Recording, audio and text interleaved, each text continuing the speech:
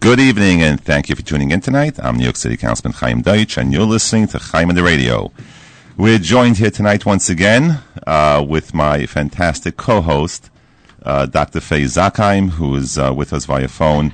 And we are filling in tonight for Zeb Brenner here on 620 AM, Talkline Communications Network. We have a very special show for you tonight, and we'll be joined shortly by the New York City Police Commissioner, Dermot Shea, to discuss the challenges facing New York City police officers in the last several weeks. But first, we are eager to welcome my better half, who's with me tonight, Sara Deutsch. Welcome, Sara. Hi. Yeah. Hi, Sara. How are you? Excited to be here. Deutsch. It is an honor. It is such an honor to have you on. But let me say what the biggest honor was. The biggest honor was that you both came to the engagement party last night, because the party was not a party until the councilman and Sara Deutsch showed up. Well, we were very excited to be there, and we love Irina. We all love her, so we're super excited that she's engaged and getting married. And it was. Yeah, let me ask you a question. Can I ask both of you a quick question? I know you have a lot of very important guests, but I have a very quick question. Go ahead. Do you realize when you walked into the party that you made the party? That before you came in, it wasn't a party until the two of you came in there? Yes, my wife realizes that when she walked in, yeah. I think it was a dynamic duo, to tell you the truth, Councilman. You were both incredible. So on behalf of all of us, thank you so much for coming to that party. You are a lot of fun at a party. Thank you. Thank you. So I asked Sara to join us tonight to speak about her experience joining me at Occupy City Hall protest this week. To explain, the City Council passed a budget on Tuesday night which defunded the NYPD by more than $1 billion. And of course, I was very against these cuts, and I fought hard against them in the budget negotiation team, which I sit on with several other members in the City Council. Unfortunately, pressure from the progressive public prevailed and the budget passed. However, several of us who voted no on the budget spoke really passionately at the City Council stated meeting in defense of the police department and in defense of public safety. For over a week now, hundreds of people have camped out at City Hall to demand the defunding of the New York City Police Department in the budget. In the early morning hours of, I think it was Tuesday, the day of the vote, it was Tuesday, some of the agitators among them defaced the courthouse building in downtown Manhattan with vulgar, disgusting language calling for, amongst other things, dead cops. Imagine dead cops. They spray painted in several areas, and there were other parts that were painted, that were spray painted. It says, dead cops are better than alive cops. And the same night, there was a contentious altercation with police officers where some violent protesters attacked them with mace, threw heavy objects at them, and physically assaulted the cops that were stationed at Occupy City Hall. And I decided to go down to City Hall and see the scene for myself. And as you know, I haven't been at City Hall since the beginning of the pandemic. The offices closed up, and myself and my staff, we work from home. And I decided, let me go see for myself. Let me see what's happening there. And ultimately, I decided to stay there and cast my vote with the unruly scene in the background. And that was the night when we voted to defund NYPD. That was the big vote, to defund NYPD by $1 billion. And I took my wife with me, and Sara joined me, and she's here to speak about her perspective on the scene, which both of us we saw. And I want to ask you, Sara. We don't get to speak much, and now that I'm home most of the time, you probably see me less, right? I think so, yeah. So, what were you expecting to see at Occupy City Hall at the camp? Did it surprise you? We read the news, we see the photos.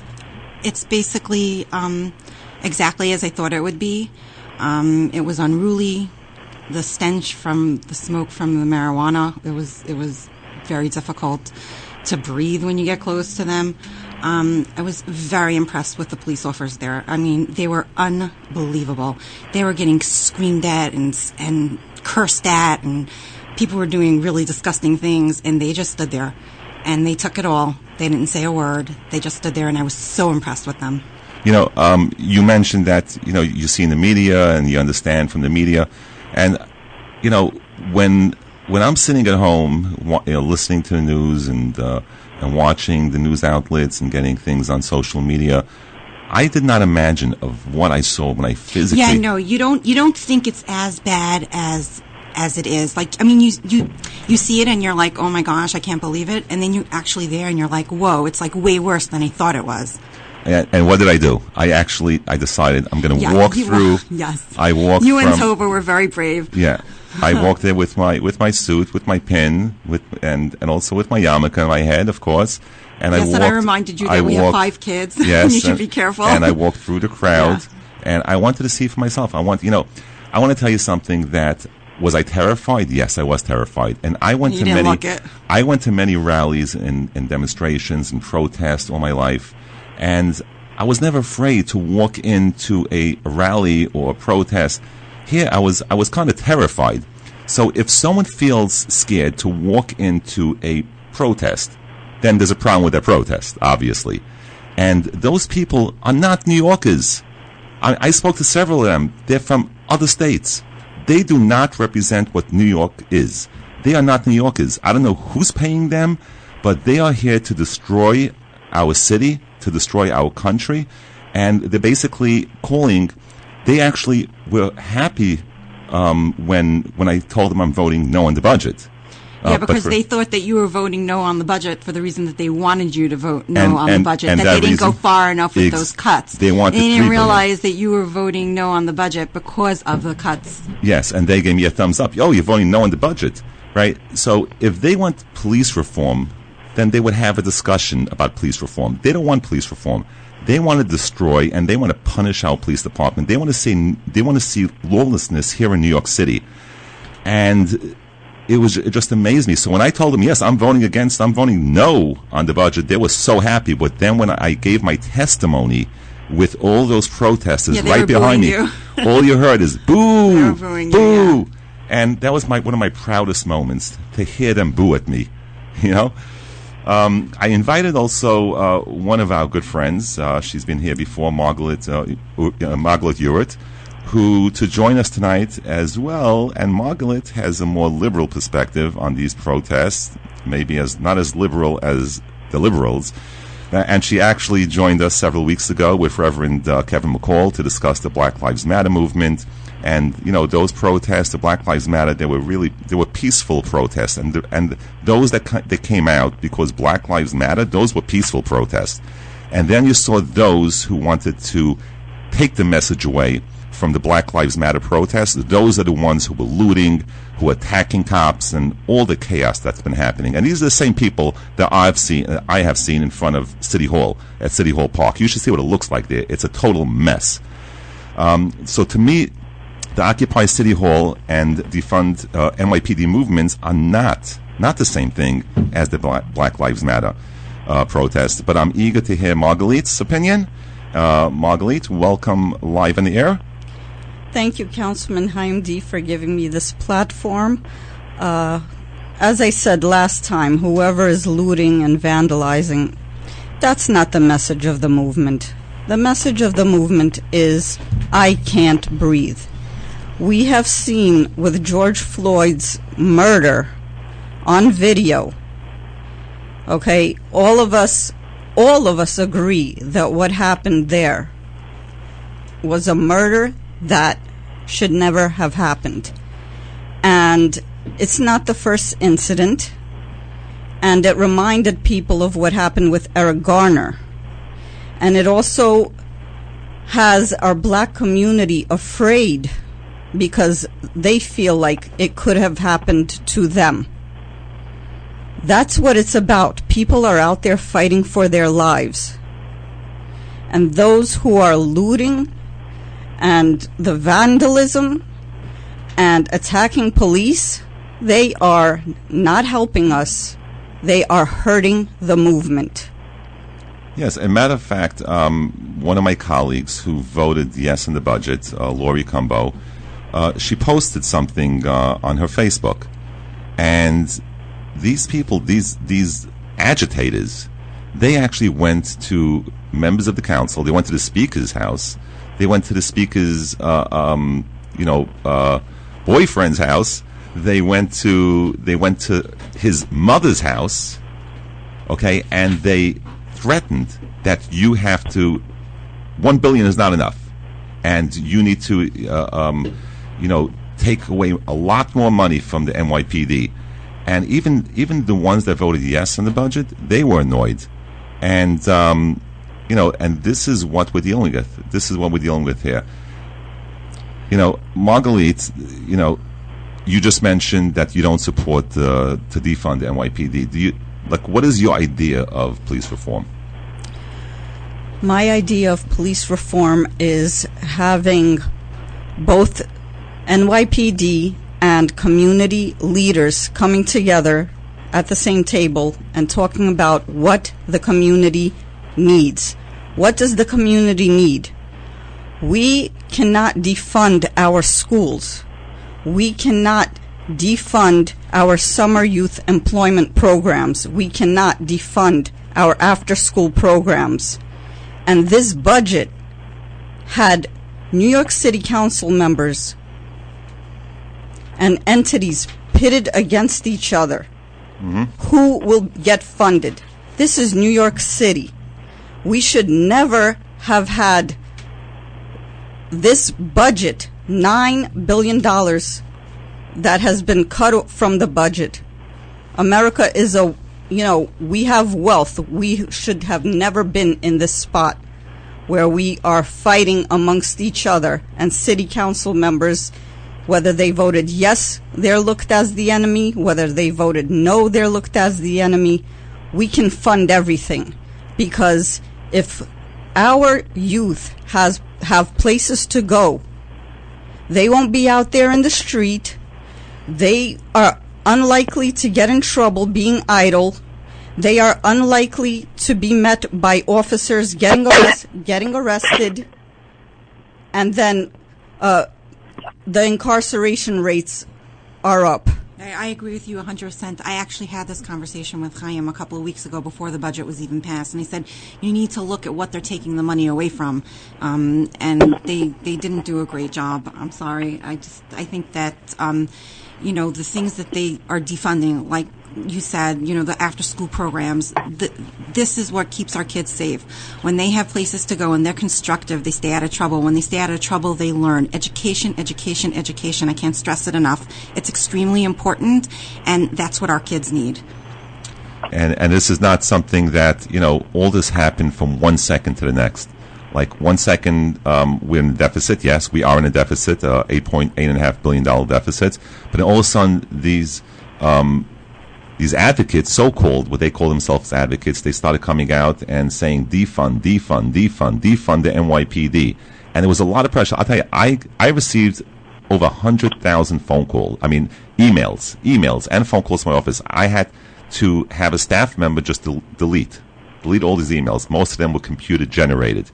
And it just came all night, all day, all night. And, we're sitting here at a round table and we're discussing it. With them, there's no discussion. It's either you agree with them or you're a racist, and they call you racist. And, like I said again, those people don't represent New York City. And, I felt good about my vote is because I didn't give in to many of those people who came out, and even though they wanted more. So first I'm getting emails, $1 billion, and I'm getting emails, $3 billion, and then they're fighting amongst themselves because of what we didn't go far enough, back and forth. It became a whole circus, and that's what it was.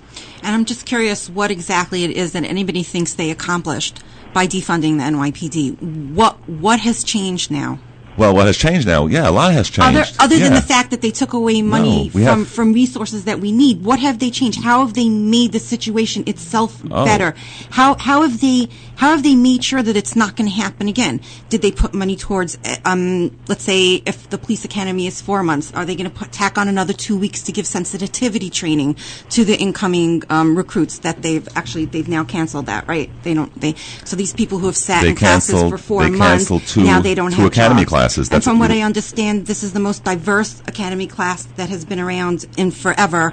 And now these people who are from mostly minority communities now are out of jobs. And so they are instead suffering. instead of canceling that, they could have had 2 weeks of sensitivity training, figuring out where these guys are going and take them and specific to their area, teach them about the culture of the people there. I mean, you could have done so many more intelligent things instead of defunding the NYPD. Yeah, definitely agree. And what they wanted to accomplish, they accomplished so far. They accomplished fireworks all night, right?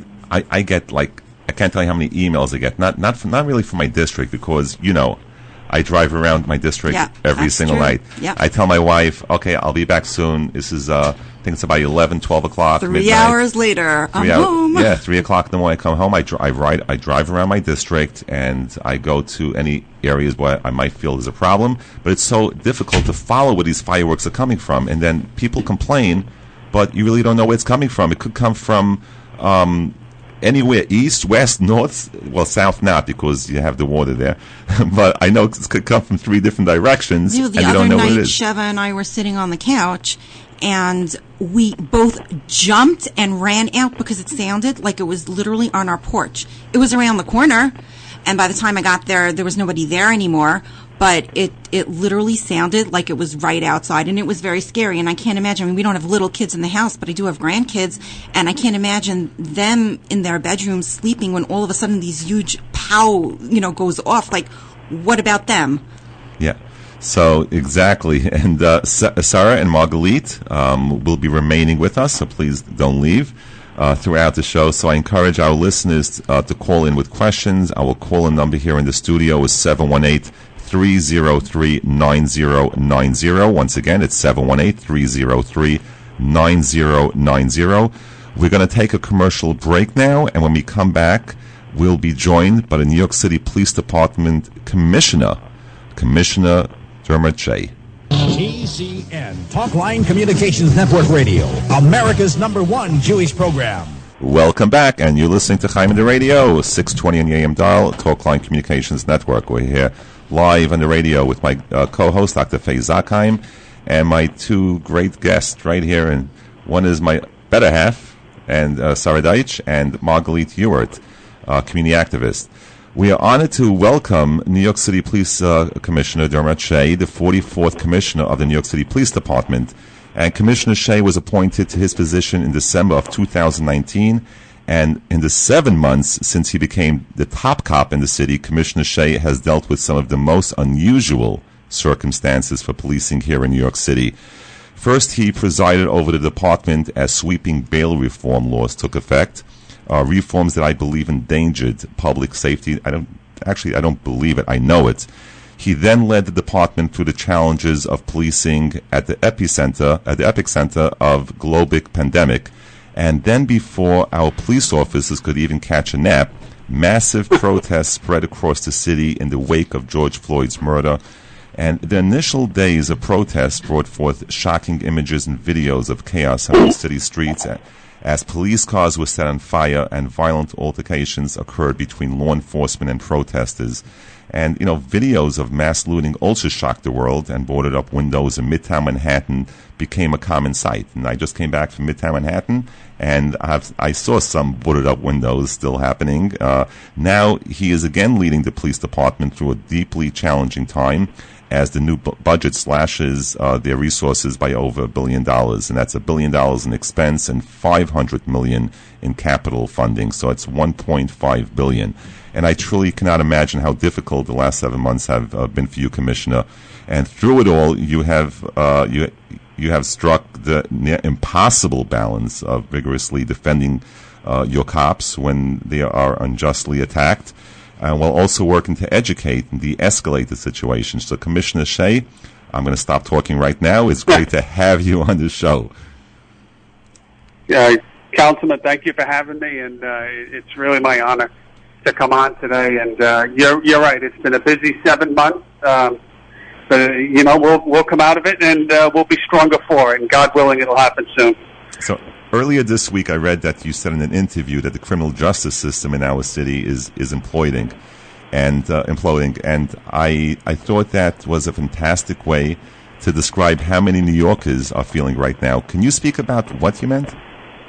Well, yes, thank you. I mean, you mentioned earlier the bail reform, which we started the year with, and never really have fully recovered as of yet. It's something that still causes problems for the police department. It's a system where we're arresting the same people over and over, and I think that just a little bit of common sense, we can strike the right balance there. But as we rolled into the COVID, Councilman, for some legitimate reasons, the courts shut down. As we know, we went through a terrible time there where we didn't know exactly what we were dealing with. Grand juries were stopped. We still have some businesses throughout Manhattan, certainly in the rest of the city, that are still closed. But what this has caused to happen in the criminal justice system is, unfortunately, the criminals didn't take off.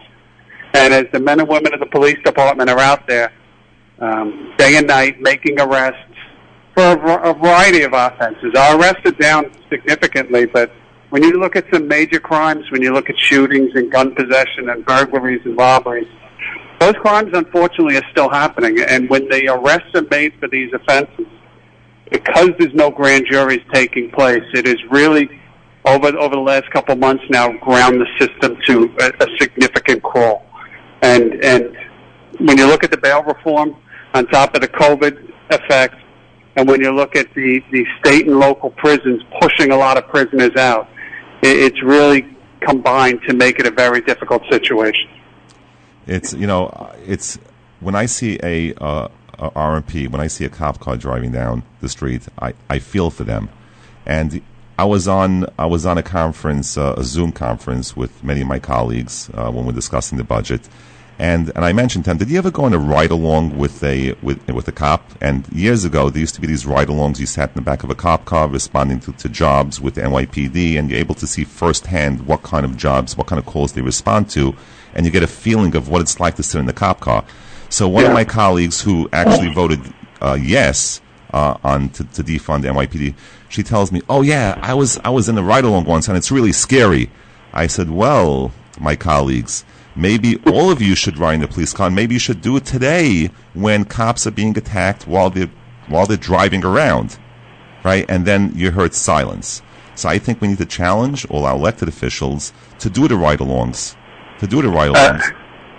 I think that's a great idea, and I would also say, speak to the people that live in the neighborhood, and defund the police was certainly not what I heard when I spoke to people all through the city, people that are often, unfortunately, victimized.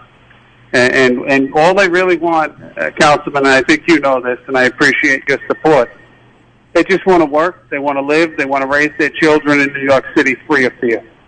And they know that sometimes the police department, the officers, sometimes we do make mistakes. And when we do, they have to have trust and faith in me, and hopefully they will. That will hold people accountable. But they also know that by and large, the officers are out there doing an amazing job day in and day out and keeping people safe. And I truly believe exactly what you just said, that, even speaking to police officers, everyone believes that there should be some type of reform. There has to be some type of police reform. But their jobs, they are New Yorkers. They are people who have families.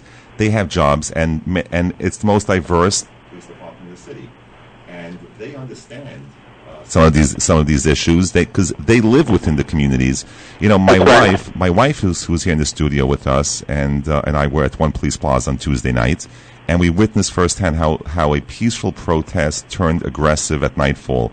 And the cops I spoke to about how they had been attacked the night before, can you talk a little bit about what? I mean, I have seen the cops standing there in the front lines Tuesday night, and they felt they were abused.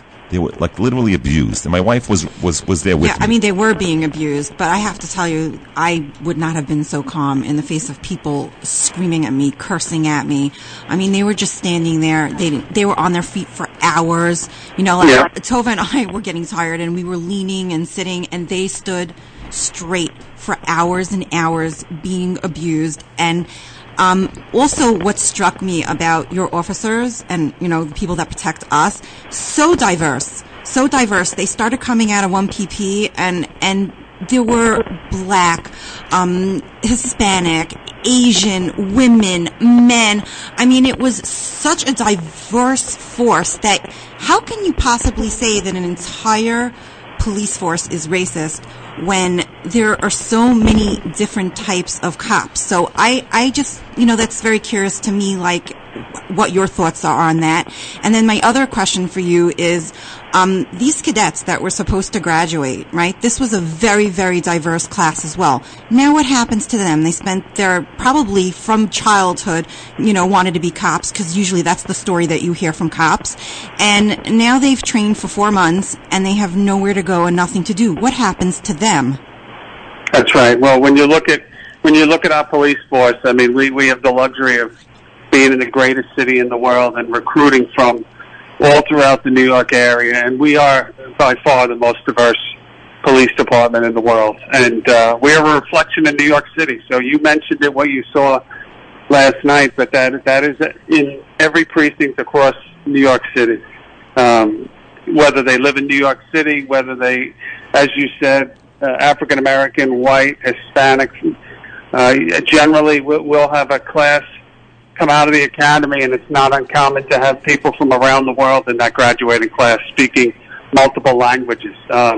It is disheartening when you look at the budget that was passed. The one concern above all else that I had was the reduction in headcount and the canceling of that academy class. And I'm glad you mentioned also the cadets, because we utilize the cadet system. College students, hopefully graduating college without student loans, and then often coming from the city and entering the police department. And that is not as well publicized, but that's another piece of this budget. I want to take a few calls. Let's take a few calls. And I also want to get back to you, Commissioner, about the fireworks that's been happening all night, all evening, and how unruly some of those people actually... What I have seen, I'd say most of those people have no disregard for human life, and they've been. We know about the 3-year-old who was at the window who got shot at, the homeless person who got shot at with fireworks. So I want to talk about it in a few, but let me take a few phone calls here. So, hi, you're live in the air. Hi, I'm live. Yes, you're live in the air. Oh, hi. My name is Lenny. I'm a former police officer. I did 30 years. I actually sat 4 seats away from Jimmy O'Neill in my academy class. My point is not to argue with the police commissioner, but I want to bring up a point. 2 days ago, 2 days in a row, I called CBS News to make a point about a 17-year-old Bronx kid that was gunned down in the street and was murdered. Now, I was a white police officer. I am white. But the point I'm trying to make is the budget cut, it's not going to affect anybody where I live in Staten Island. It's probably not going to affect anybody in Bell Harbor, possibly Bay Ridge. It's going to affect people in lower income areas. And the second point I wanted to bring out, and it's not to put you on the hotspot, Commissioner, it's the fact that there's no anti-crime. I actually patrolled in the 7-0 in Himes area, and I couldn't tell you how many times I went over the radio and asked if 7-0 anti-crime was on the air to go to a private channel where I was watching people that I couldn't cover with a marked radio car. I mean, are we going to leave it up to, like, the Shamrim patrols now to do this?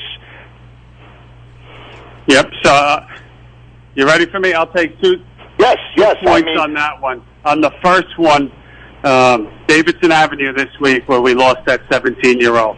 And you're absolutely right. And you know who else knows that? The people in the inner city know that. And that's exactly why they were clamoring for. They want reform, as the councilman said. They want reform, but they also want more police. And they already have good relationships with their local precincts. And that's the shame of this. And I agree with you in terms of where this potentially could be felt the most is in some of these higher crime neighborhoods. And we're going to do everything we can to make sure that doesn't happen. But as I've said many times, the police department is one piece of this criminal justice system. And for it to work, we need all the pieces working well. We need probation. We need parole. We need prosecutors that are going to prosecute crimes.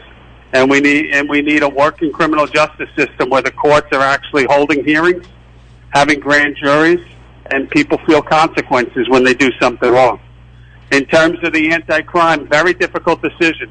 But I'll tell you what it was. It was a balance between, when you look at where we are now, I was in anti-crime many years ago as well.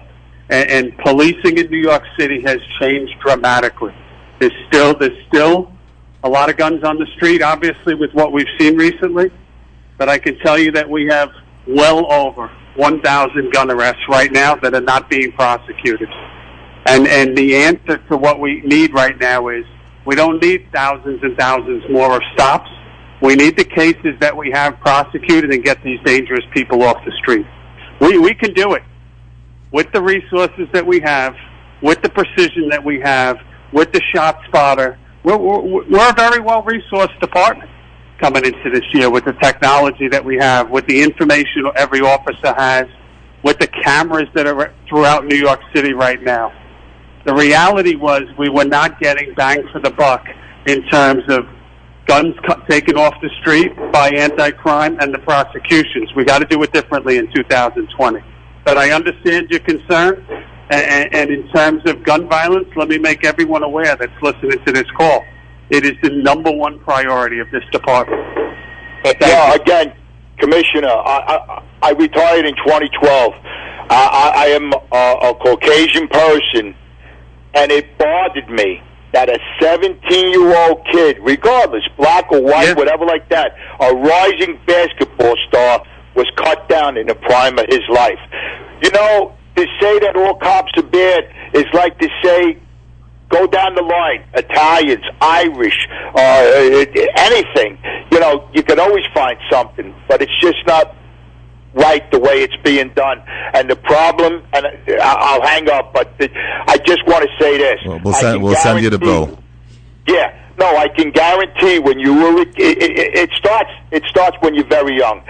When you were a kid and the teacher smacked you in the back of the head, you never went home and told your mother or father that you got cracked by the teacher, because you know why? Your mother or father would crack you. And we've gotten away from this. It's everybody wants to sue and see how much they can get, and that's the problem with society today. And it rolls over to the police department. Thank you I very feel much. bad for these guys today. Thank you very much, Lenny. Yes, I'm surprised you called, but I do know you for a long time, and you always kept me on the phone for a while. Thank you for the call. Thank you so much. Thank you. Thank you. Thank you, Commissioner. So I want to ask you, Commissioner, about the fireworks that's been happening all night, and we've been seeing very little enforcement, and I've been getting emails like as we're speaking about asking you about the fireworks, and that's one of the questions. And number two, you mentioned ShotSpotter. So ShotSpotter basically tells you if shots are fired, you know which direction it's coming from. So how does the fireworks impede with the ShotSpotter that you will not know if there's shots fired, if it's actual shots fired, or if it's fireworks? And how does that affect when there are shots fired out there? I know that in the first couple of years it was a concern in terms of the reliability, if you will, Councilman, in trying to decipher which was which. I know it's gotten better in recent years. I can tell you that as recently as I don't know if you saw an incident last week in Harlem, and it was a pretty tough to watch video where officers were subject to bottles being thrown at them. That was a case where that was ShotSpotter. So the ShotSpotter is working very well in terms of bringing us to the scene of where the shots are being fired. And these sensors that pick up the shots, they're reviewed. This all happens in a matter of seconds. And then they are able to decipher out which ones are shots versus fireworks. Now, the degree to which are there misses, I couldn't quote to you the statistics, but I can tell you that it's been very effective here in New York City. Regarding the fireworks, I don't have to tell you how prevalent it's been this year. There's probably a number of factors behind that. I know that New Jersey in the last year or two has made fireworks readily accessible. Right upstate New York, you can buy fireworks to some degree. So what we've done, I know that the fire department has been seizing fireworks. I can tell you that you can go on to our Twitter pages, our Intelligence Bureau, has been conducting operations where we've been recovering a lot of fireworks in the last week and a half. We've been making arrests on some of these cases, but right now it is still a matter of a heck of a lot of fireworks and probably not enough enforcement. So I just want to say for the record that, you know, when things happen in different parts of the city because of many of my colleagues and the way they are and the way, like some of my colleagues, they don't want any cops in their districts. And whatever happens in other areas, I spoke to my local precincts and I said, you know something, I want enforcement. If there are fireworks out there, I will back you up. I will be out there. Like I said, I'm not sure if you were on the air before, but I patrol my district. Like I heard you. Yeah, like 2-3 hours a night. And if I see people with fireworks, I walk out of my car and I approach them. And cops are afraid. They're afraid to do the jobs. They're afraid to get attacked. But in my district, I could tell you, I want enforcement. If there are people blowing fireworks at 2-3 o'clock in the morning and it puts people's lives in danger and puts people's homes in risk, then I would like to have enforcement. And I guarantee you no one's going to say anything. My constituents are starving for police officers to be around the neighborhood. You know, I'm not talking about summonses. I don't know if you saw. The part of the budget is to bring in more to transfer TEA officers, traffic agents who are not currently issuing summonses. Right. And who are those TEA officers going to target when it comes to summonses? They're targeting the middle class neighborhoods. They're going to be targeting my district. They're going to be targeting my surrounding districts. But then when it comes to fireworks, you know, there's a problem because of the rhetoric that is being spread about the police department, and then it affects communities and their quality of lives. And my constituents are very concerned about the quality of life. And thankfully, we don't have shootings, we don't have stabbings, but we have many quality of life issues. We do have burglaries, we have car break-ins, we may have occasional robberies, but all the quality of life issues, these people, you know, work very hard, just like everyone else, and then they don't want to come out and get a summons in the car. They'd rather have the fireworks stop, and it's just a shame. So I couldn't agree more. Yeah, so if we could just make sure, if we could just see if we could get that enforcement.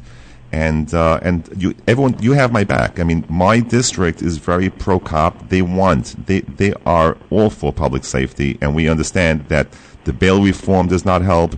Reducing the head count does not help the department, and crime will go up. It's going to come to a certain point where unfortunately we had Giuliani here at a point where he was able to bring crime down, and then Bloomberg brought crime down even more. But I remember the late 80s and 90s. I remember that's when I started the Flatbush Road Safety Patrol in 1991. I remember when I used to sit outside my home when I first got married, how people used to steal cars right in front of my eyes. And that's when I started. But I want to take another few calls. Let's take another few calls. Hi, you're on the air. Hi, Councilman. My name is Ben Wade. I was an intern in your office last year. I have a question for the police commissioner. I was wondering what you think will happen regarding police response times due to the decrease in the police budget by $1 billion passed last night by the City Council. And also, if anything you think the residents of the city could do, or councilman, you can weigh on this as well, but we can do to support the police in this time. Well, thank you for the questions, especially about supporting the police. Get involved. Get involved with your local precinct. Attend meetings. That's the best way that you can support. When you talk about response times, you know, we just canceled the class going in July, and that was the most concerning piece. And the reason it's concerning is because there are early indications that retirements are on the uptick. It's impossible to totally predict, but I can tell you that that's something that is a concern of mine, and what we're going to do about it, though, to make sure that the response times remain at a satisfactory level, is we're going to have to be creative. We're going to have to continue to be efficient in terms of the resources that we have, and putting more officers out on the street. Now, I don't want to give anyone, though, the impression that officers were sitting around. Every action that I take has a reaction. So in terms of freeing up officers that were doing different roles on the street. First and foremost is keeping people safe and making sure that when somebody calls 911, when there's an emergency, or when you're walking around in your neighborhood, there's somebody there keeping you safe. If something has to give in terms of head count, we'll make adjustments as we go forward. You know, I've been very well supported by the mayor in terms of resources, you know, or whether it's overtime or anything else. So we will make adjustments as we go forward. But it'll be a challenge. It's certainly a challenge in this environment with the criminal justice system working. And you know, this is why when we talk about a criminal justice system that repeatedly lets the same criminals go, not only is it frustrating, not only is it dangerous for the future victims that didn't have to be victimized, but it's just taking resources away, which really it shouldn't have to.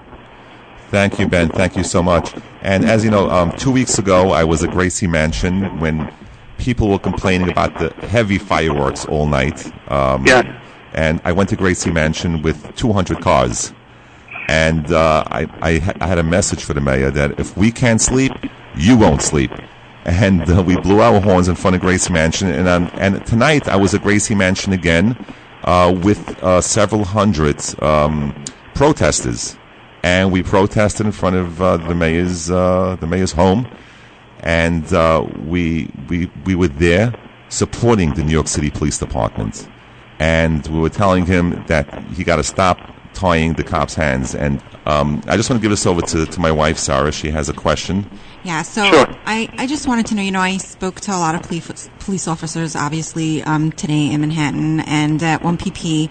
And, I was very impressed, with the way they conduct themselves. And as their boss, you're their boss, right? What is the message that you want to give to your officers in these trying times?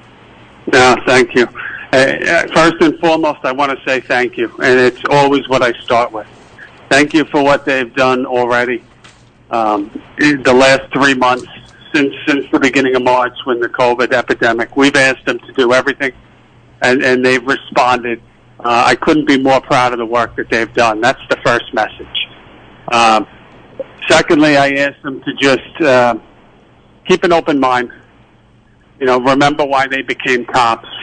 Remember about the opportunity they have every time to interact with people of this great city. We ask a lot of them. We throw a lot at them. When somebody calls 911, you remember it's probably the worst day in that person's life, and we tell the officers it's an incredible opportunity for them to really have an impact in somebody's life, and that's what I continually say. I couldn't. Thank you for the question. I couldn't be more proud of the work that they do, and really each day they just make me more proud. Thank you so much. We're running out of time, so thank you, Police Commissioner. And we support public safety. Our listeners support public safety. The phones does not stop ringing here in the studio, but unfortunately, we can't take any more calls. And thank you for everything that you're doing on behalf of New York City, on behalf of the city of New York, on behalf of the residents. And we need to continue to fight back. We need to continue to fight back. And something I had, I got an email today that a tree fell down and people piled up trash by the tree. And I reached out to Sanitation and Parks and said, it may take a couple of weeks. We have so many things. So I was going to Gracie Mansion today. I was going to get a U-Haul truck and dump it in front of the mayor's, in front of Gracie Mansion. But I held myself back. I actually had a U-Haul truck pull up. But anyway, Commissioner, thank you for all the work you're doing with the resources that you have. You're doing a phenomenal job. Let's hope that we could tackle the crime increase that we've been seeing in the city. Thank you so much. We'll get through it, and we'll get through it together. But thank you for the support. Thank you. You're the best. Thank Bye-bye. you. To all listeners, till next Thursday, Shabbat Shalom.